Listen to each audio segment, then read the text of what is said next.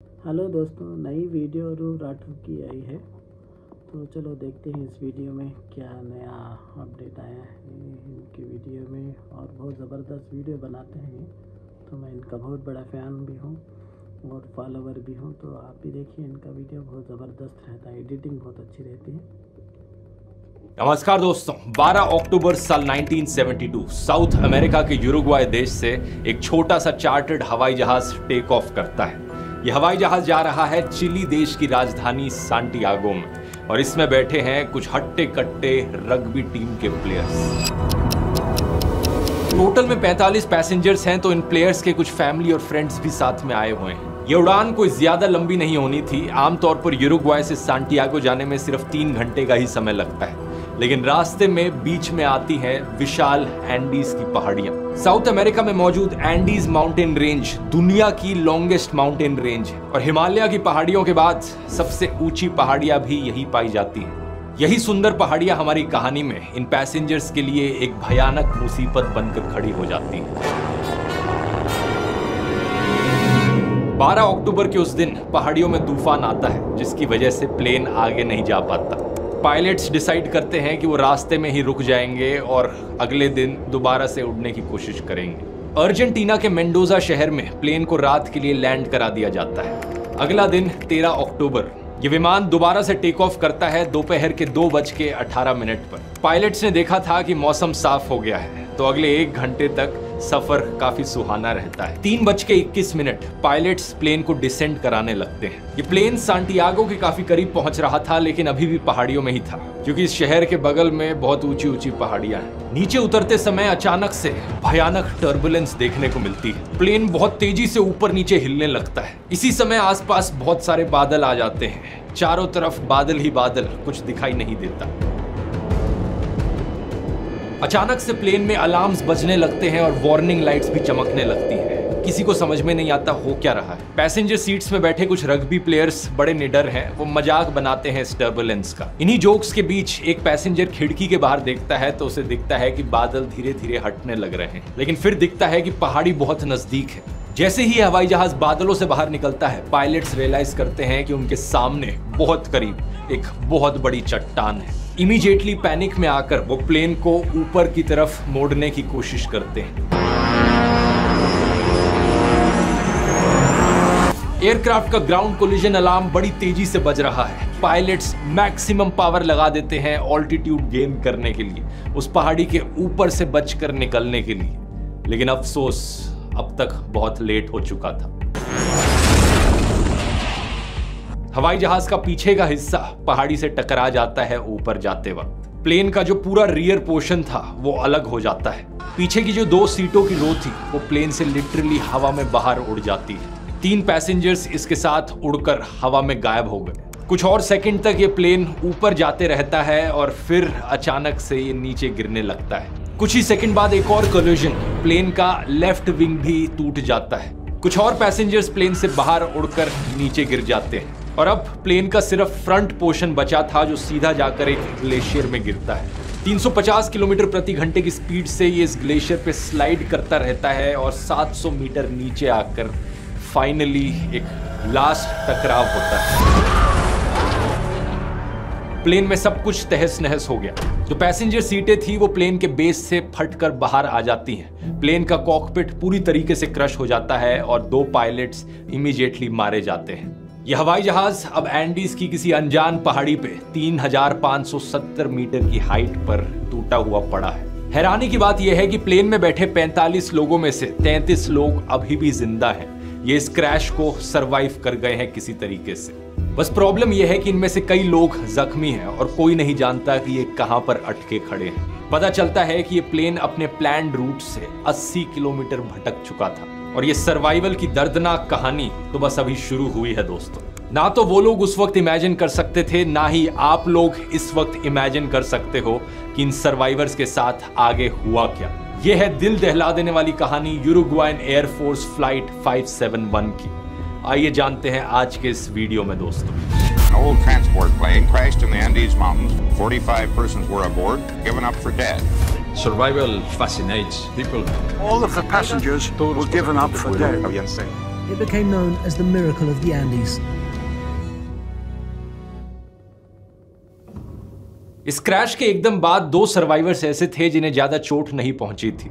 पहले 19 साल के रॉबर्टो कैनेसा और दूसरे 20 साल के गुस्तावो ज़ेरबिनो। ये दोनों लड़के मेडिकल स्टूडेंट्स भी थे, तो तुरंत ये काम पर लग जाते हैं ये देखने के लिए कि कौन कौन जिंदा बचा है और कैसे घायल लोगों की मदद करी जा सकती है। ये देखते हैं कि कई पैसेंजर्स ऐसे हैं जिन्हें बहुत सिवियर इंजरीज हो रखी हैं। इनमें से एक पैसेंजर है 23 साल का फर्नांडो पराडो, जो स्कल फ्रैक्चर की वजह से अब कोमा में है। जितना इनसे हो सकता था ये दो मेडिकल स्टूडेंट्स कोशिश करते हैं बचे हुए सर्वाइवर्स की मदद करने की। दूसरी तरफ इस प्लेन के गायब होने के 1 घंटे के अंदर अंदर ही Chilean air search and rescue service को नोटिफिकेशन पहुंच जाती है। 4 हवाई जहाज तैनात किए जाते हैं सर्वाइवर्स को सर्च करने के लिए। शाम से लेकर रात तक ये क्रैश साइट को ढूंढने की कोशिश करते हैं, लेकिन अनफॉर्चुनेटली इन्हें कुछ नहीं मिल पाता। रेस्क्यू सर्विस के ऑफिसर्स रेडियो ट्रांसमिशंस को सुनकर कंक्लूड करते हैं कि एयरक्राफ्ट बहुत ही रिमोट और इनएक्सेसिबल जगह में जाकर क्रैश किया होगा। प्रॉब्लम ये थी कि यह हवाई जहाज व्हाइट कलर का था और ये एक ऐसी जगह पर क्रैश किया था जहां चारों तरफ व्हाइट स्नो और आइस मौजूद थी। बर्फीली पहाड़ियों में इसे ढूंढ पाना बहुत मुश्किल काम था। 13 अक्टूबर की रात बचे हुए पैसेंजर्स बड़े होपफुल थे। उन्हें उम्मीद थी कि बस किसी तरीके से वो एक रात यहाँ गुजार लें, ठंड से बचने का कोई ना कोई तरीका ढूंढ ले, अगले दिन उन्हें कोई ना कोई तो ढूंढ ही लेगा। उस बर्फीली रात को 5 घायल पैसेंजर्स सरवाइव नहीं कर पाते। सर्वाइवर्स का नंबर अब 33 से नीचे होकर 28 पर आ गया है। इन जिंदा बचे लोगों ने प्लेन की बची कुची बॉडी को इस्तेमाल किया शेल्टर के तौर पर। लगेज का सामान, सीटें और बर्फ का ये इस्तेमाल करते हैं प्लेन के पीछे के हिस्से को क्लोज करने के लिए, ताकि अंदर ये गर्म रह सके। अगला दिन 14 अक्टूबर अर्जेंटीना, चिली और यूरुग्वाय के देश से 11 अलग अलग हवाई जहाज सर्च ऑपरेशन में लगते हैं। इन्होंने जो सर्च एरिया चूज किया था वो सही था। उसी सर्च एरिया के अंदर इस क्रैश साइट की लोकेशन भी मौजूद थी, लेकिन फिर भी वो इस क्रैश साइट को ढूंढ नहीं पा रहे थे। सर्वाइवर्स ट्राई करते हैं कि वो लिपस्टिक का इस्तेमाल करें प्लेन की छत पर SOS लिखने के लिए। वो S लिखना शुरू करते हैं, लेकिन जल्द ही रियलाइज कर लेते हैं कि उनके पास इतनी लिपस्टिक नहीं है कि वो सारे लेटर्स लिख पाए। फिर वो कोशिश करते हैं कि बर्फ में सूटकेसेस का इस्तेमाल करके एक बड़ा सा क्रॉस बना दिया जाए, ताकि सर्च एयरक्राफ्ट जो ऊपर घूम रहे हैं वो उन्हें देख लेंगे। लेकिन जल्द ही ये रियलाइज कर लेते हैं कि ये काम नहीं कर रहा है। उस दिन इन्हें 1 नहीं 2 नहीं बल्कि 3 हवाई जहाज अपने ऊपर से उड़ते हुए दिखते हैं। ये चिल्लाकर, हाथ फेर कर अपनी पूरी कोशिश करते हैं कि वो हवाई जहाज इन्हें नोटिस कर लें, लेकिन वो कर नहीं पाते। एक और दिन इसी कोशिश में गुजर जाता है। अगला दिन 15 अक्टूबर बचे हुए लोग रियलाइज करते हैं कि उन्हें जिंदा रहने के लिए पानी की जरूरत है। एक पैसेंजर फीटो श्रॉच नाम से पानी निकालने का तरीका ढूंढ लेते हैं। वो एक मेटल की शीट का इस्तेमाल करते हैं सोलर कलेक्टर के तौर पर, जिससे कि धूप को कॉन्सेंट्रेट करके बर्फ को मेल्ट किया जा सके, और वो बूंद बूंद पानी कलेक्ट करते हैं खाली वाइन बोतलों में। इसके साथ साथ कई पैसेंजर्स सीट पर जो लगी गद्दियां थी उन्हें स्नो शूज की तरह इस्तेमाल करने लगते हैं, और सीट कवर्स में मौजूद वूल को भी इस्तेमाल किया जाता है अपने आप को ठंड से प्रोटेक्ट करने के लिए। अगला दिन 16 अक्टूबर क्रैश के 3 दिन बाद फर्नांडो पराडो जाग उठते हैं अपने कोमा से। जैसे ही उन्हें होश आता है, उन्हें दिखता है कि उनकी माँ क्रैश में मारी जा चुकी है और उनकी 19 साल की बहन बहुत सिवियरली इंजर्ड है। पराडो अपनी बहन को जिंदा रखने की पूरी कोशिश करते हैं, उनके लिए खाना पानी लेकर आते हैं, लेकिन दिन प्रतिदिन जैसे बीतता गया, क्रैश के 8 दिन बाद उनकी बहन भी गुजर जाती हैं अपनी इंजरीज के चलते। ऐसे हादसे हमें याद दिलाते हैं कि जिंदगी कितनी अनिश्चित है, कितनी अनप्रेडिक्टेबल है। हम नहीं जानते कि कितनी लंबी उम्र हम जिएंगे असलियत। इसलिए कहा जाता है लिव एवरी मोमेंट। अपनी जिंदगी में हर दिन हर पल खुलकर जियो, क्योंकि क्या पता कल हो ना हो। लेकिन सवाल यहाँ ये भी है कि ये कैसे किया जाए। अपनी रोजमर्रा की जिंदगी में काम काज की टेंशन में कैसे अपनी मनपसंद चीजों के लिए टाइम निकाला जाए। एग्जैक्टली इसी चीज को मैंने समझाया है दोस्तों अपने टाइम मैनेजमेंट कोर्स में। इस कोर्स में मैंने स्टेप बाय स्टेप टेक्निक्स बताई हैं कैसे आप अपनी प्रोडक्टिविटी को दुगना करने के साथ साथ अपनी हैप्पीनेस को भी दुगना कर सकते हो। वही ट्रिक्स जिनका मैं खुद अपनी जिंदगी में इस्तेमाल करता हूं, जिसकी वजह से मैं इतने सारे वीडियोस बना पाता हूं दुनिया घूमते घूमते। ये कोर्स अगर आपने अभी तक नहीं लिया है तो जरूर ट्राई करके देखिए, क्योंकि जितने भी लोगों ने कोर्स लिया है उन सबको बहुत ही लाइफ चेंजिंग लगा है। स्क्रीन पर कुछ लोगों के रिव्यूज देख सकते हैं, और आप ज्वाइन करने में इंटरेस्टेड हैं तो आप लोगों के लिए एक स्पेशल डिस्काउंट देना चाहूंगा इस वीडियो के लिए। आप में से पहले 400 लोग जो कूपन कोड LOST40 इस्तेमाल करेंगे उन्हें 40% ऑफ मिलेगा इस कोर्स पर। लिंक इसका नीचे डिस्क्रिप्शन और पिन कमेंट में मिल जाएगा, नहीं तो आप इस QR कोड को भी स्कैन कर सकते हैं इस कोर्स के लिंक पर जाने के लिए। तो जरूर जाकर ज्वाइन कीजिए, क्योंकि मुझे सही में लगता है ये कोर्स आपकी जिंदगी बदल सकता है।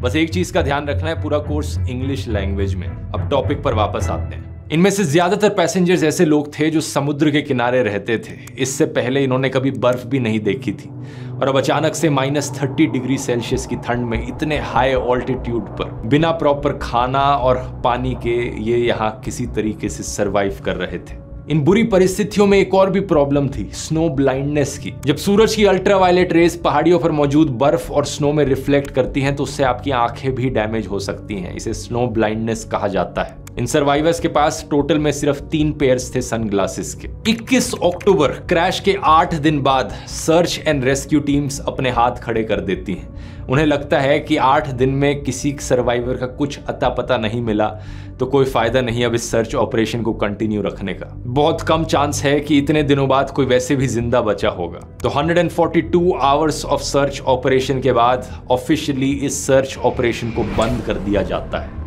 इसी बीच सर्वाइवर्स को एक ट्रांजिस्टर रेडियो पड़ा हुआ मिलता है हवाई जहाज की सीटों के बीच में। एक survivor rugby player Roy Harley electronics के एंथुसियास्ट भी थे, तो वो उस रेडियो को ऑन करने की कोशिश करते हैं। एक बड़ा लंबा सा एंटीना इम्प्रोवाइज करके बनाते हैं, और इनके एफर्ट्स की वजह से फाइनली ये रेडियो काम करने लगता है। इस रेडियो से सिर्फ 1 वे कम्युनिकेशन हो सकता था। बाहर की चीजें ये सर्वाइवर्स सुन सकते थे, लेकिन खुद से कोई मैसेज बाहर नहीं पहुंचा सकते थे। ये रेडियो ऑन करते हैं क्रैश के 11 दिन के बाद, और तब इन्हें पता चलता है कि सर्च ऑपरेशन कैंसिल किया जा चुका है।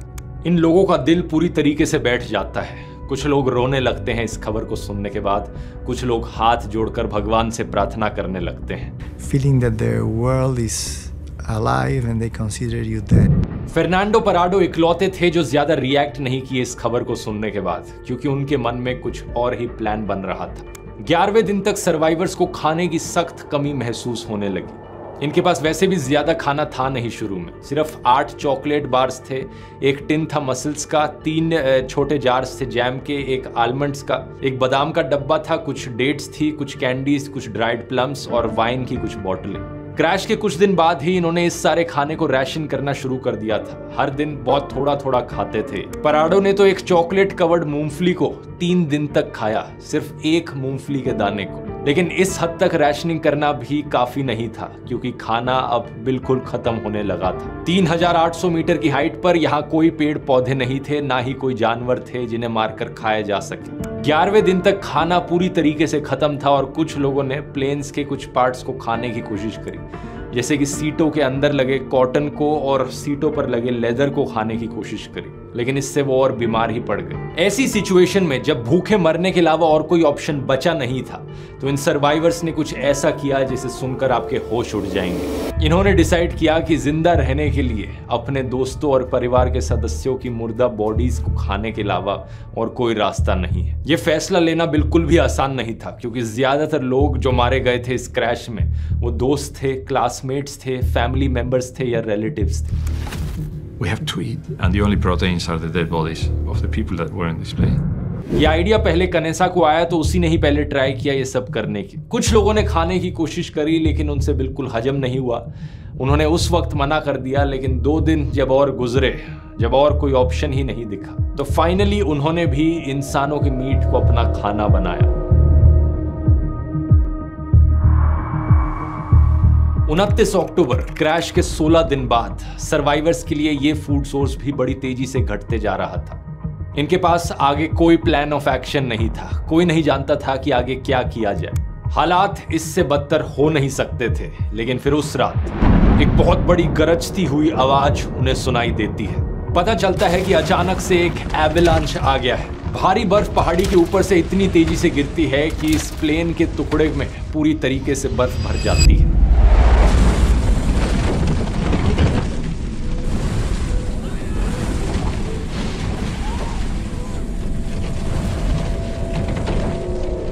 आठ लोग बर्फ के अंदर गुम होकर सांस की कमी की वजह से मारे जाते हैं। अब बचते हैं सिर्फ 19। Said, Roberto, you had it. You are going to die. That's it. A very nice sensation of heat between my legs because I was peeing on myself and saying that's it. ये बचे हुए 19 लोग भी बर्फ के अंदर एक छोटी सी स्पेस में दबे हुए हैं। पराडो एक मेटल पोल का इस्तेमाल करते हैं बर्फ के अंदर एक होल बनाने के लिए, जिससे कि कुछ वेंटिलेशन आ पाती है। 2 दिन तक मेहनत करने के बाद खोद कर ये एक टनल बनाते हैं उस बर्फ के अंदर से, और बड़ी मुश्किल से सरफेस पर बाहर निकल पाते हैं। बाहर निकलते ही अचानक से इन्हें दिखता है कि बर्फ का तूफान आ रहा है, और जिंदा रहने के लिए वापस उस बर्फ की गुफा में जाकर ही बैठना समझदारी होगी। अगले 3 दिन तक बचे हुए सर्वाइवर्स किसी तरीके से क्रैम्प्ड स्पेस में फंस कर बैठे रहते हैं। 3 दिन बाद ये वापस सरफेस पर जाते हैं जब मौसम साफ होता है, और बाहर निकलकर ये बचे कुछ लोग रियलाइज करते हैं कि इन्हें कोई बचाने आने वाला नहीं है। अगर इन्हें यहाँ पर जिंदा रहना है तो इन्हें एफर्ट खुद से करना पड़ेगा। यहाँ क्रैश साइट पर बैठे रहकर मदद की उम्मीद करने का कोई फायदा नहीं है। मरना ही है तो आखिरी दम तक कोशिश करके मरे। कनेसा, पराडो और विजिंटिन सबसे स्ट्रॉन्गेस्ट सर्वाइवर्स में से थे, तो सब लोग मिलकर डिसाइड करते हैं कि इन तीनों को थोड़ा ज्यादा खाने का राशन दिया जाए और सबसे गर्म कपड़े इन्हें दिए जाएं, क्योंकि ये लोग कोशिश करेंगे बाहर निकलकर पैदल चल के मदद ढूंढने की। सबसे पहला काम था लोकेशन का अंदाजा लगाना। क्रैश होने से पहले को पायलट ने एक स्टेटमेंट दी थी कि इनके हवाई जहाज ने कुरिको शहर को पास कर दिया है।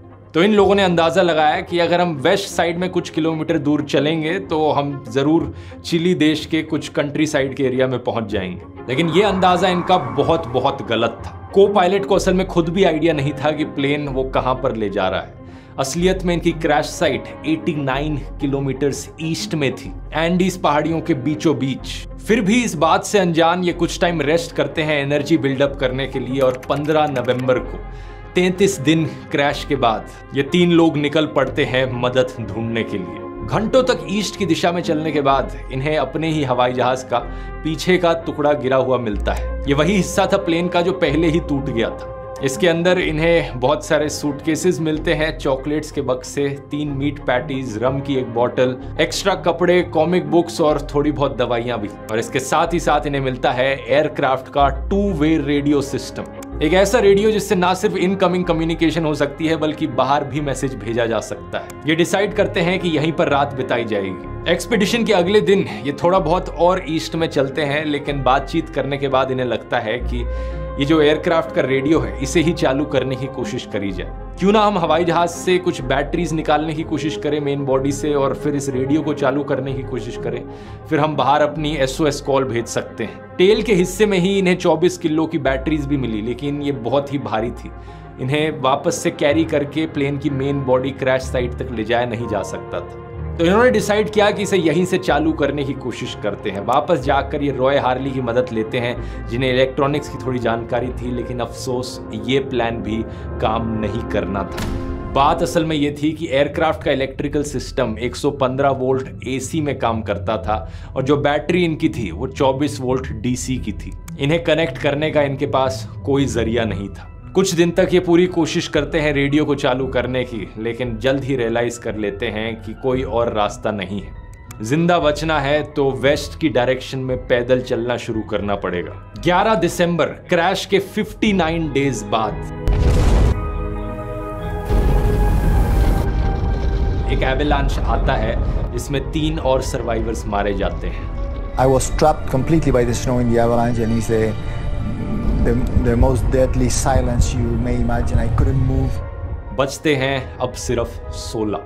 वेस्ट की डायरेक्शन में पहाड़ियों पर चढ़ने के लिए इन्हें रात में सोने का कोई तरीका चाहिए था। -30 डिग्री सेल्सियस की ठंड में कैसे सरवाइव किया जाए रात में। सर्वाइवर्स में एक 18 साल का लड़का था, कार्लोस मिगुएल रोड्रिगुएज। उसे याद था कि उसकी मम्मी ने उसे नीडल से स्यू करना सिखाया था। वो अपने साथ अपनी नीडल्स और सुइंग किट लेकर चला था। उसका आइडिया था कि अलग अलग कपड़ों को हम साथ में स्टिच कर दें और एक बड़ा सा स्लीपिंग बैग बना दें। I had the idea that with the insulation you could make a sleeping bag, but I not only had the idea, I made it myself.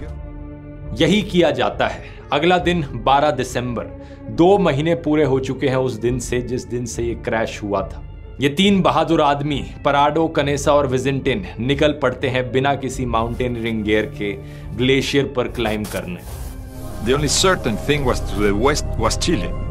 Waste की दिशा में जाने का मतलब था कि इन्हें पहले पहाड़ी के ऊपर जाना होगा नीचे जाने से पहले। इन्हें अभी भी लगता था कि ये सिर्फ कुछ किलोमीटर ही दूर हैं, तो इन्हें उम्मीद थी कि 2-3 दिन के अंदर ये चलकर मदद ढूंढ लेंगे। तो इन्होंने सिर्फ 3 दिन की मीट की सप्लाई पैक करी थी। And you can imagine, without any skill, without any training, you're like a child when you are confronted with a snow slope. You try to go straight up, you might be using your hands and your feet, you're slipping, you're sliding, and for every step that you go up, you slide back a half a step. पराडो ठंड से बचने के लिए 3 jeans एक के ऊपर एक पहने हुए थे। अपनी टी शर्ट के ऊपर 3 स्वेटर्स और पहनी थी और पैरों पर उन्होंने 4 पेयर सॉक्स पहनी थी।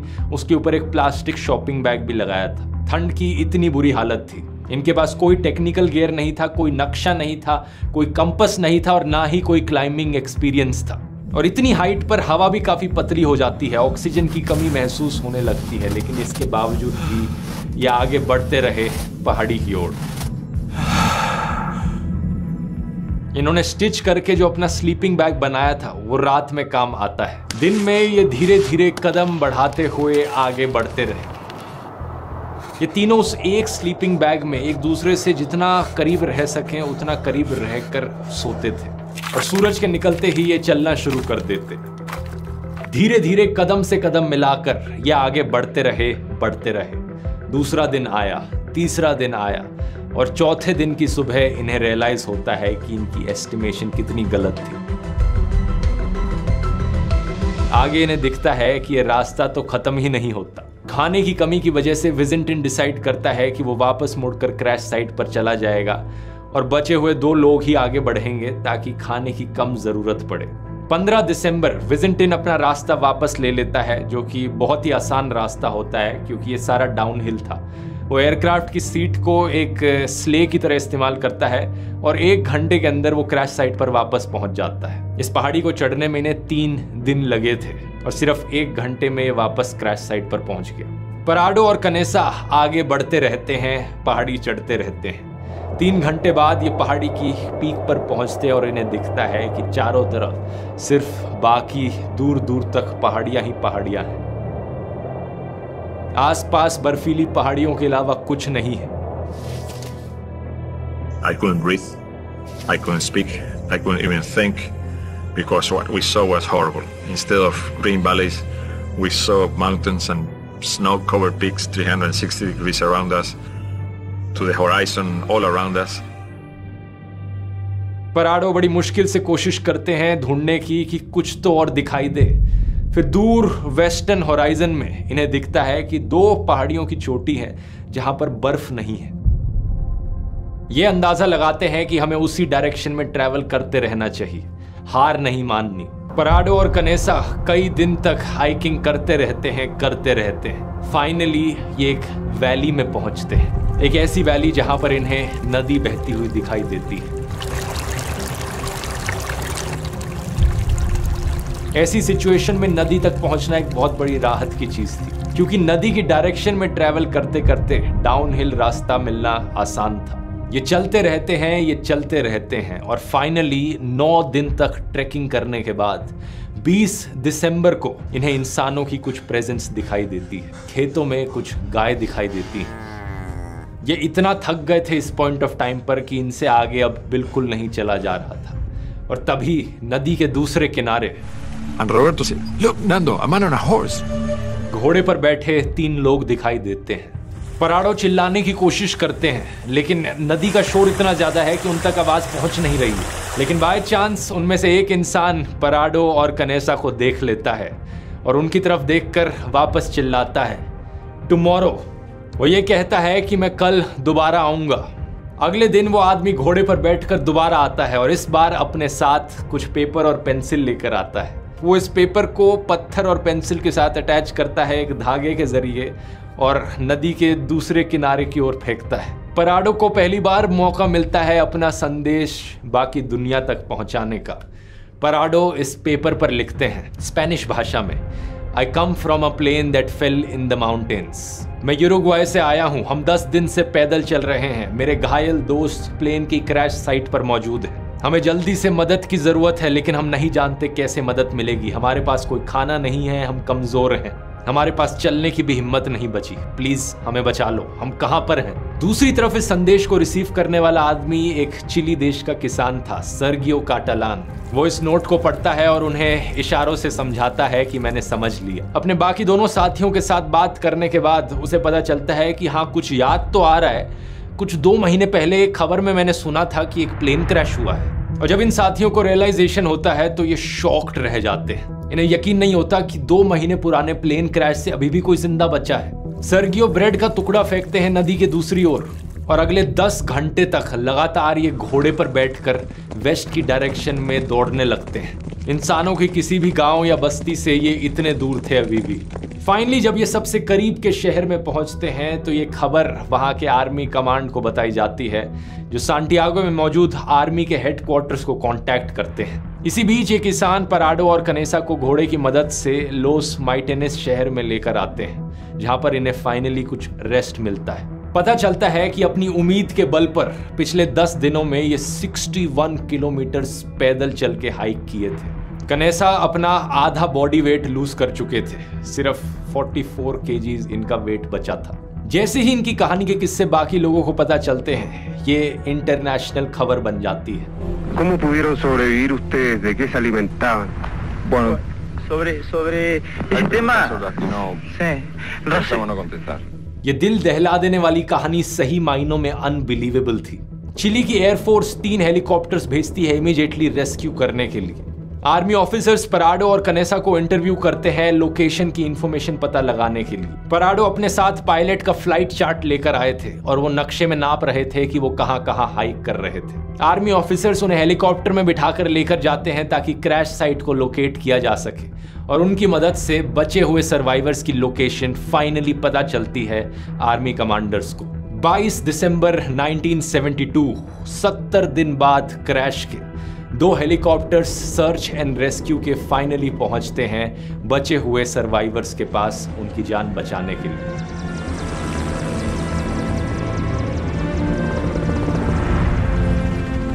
टोटल में 16 सर्वाइवर्स यहां रेस्क्यू किए जाते हैं। बहुत बुरी हालत थी इन सर्वाइवर्स की, ऑल्टीट्यूड सिकनेस, डिहाइड्रेशन, टूटी हुई हड्डियां, मैल न्यूट्रिशन, लेकिन सब के सब रिकवर कर जाते हैं। ये कहानी दुनिया के सामने लेसन है उम्मीद को लेकर। अगर आपने ठान ली कुछ कर दिखाने की और आपके अंदर सब्र है और इंसानियत है तो क्या कुछ करना नहीं पॉसिबल है। आप चाहें तो ऐसी चीजें अचीव कर सकते हैं जो आप कभी सपनों में भी नहीं सोच सकते। वो कहते हैं ना, where there's a will there's a वे।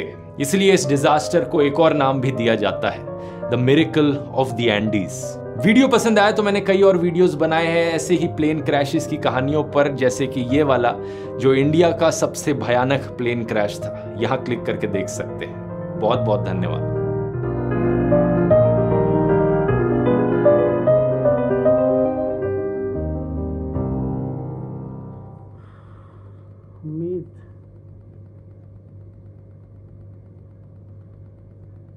इंसान को उम्मीद रखना चाहिए हर हमेशा। कोई भी मुसीबत आती है उसको पार करने की।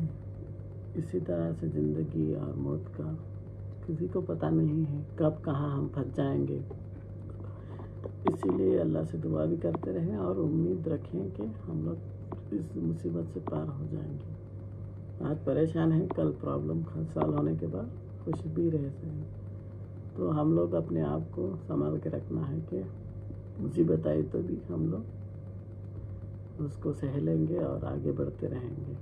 अल्लाह से उम्मीद नहीं छोड़ना चाहिए, कभी ना कभी हमें कामयाबी मिलेगी।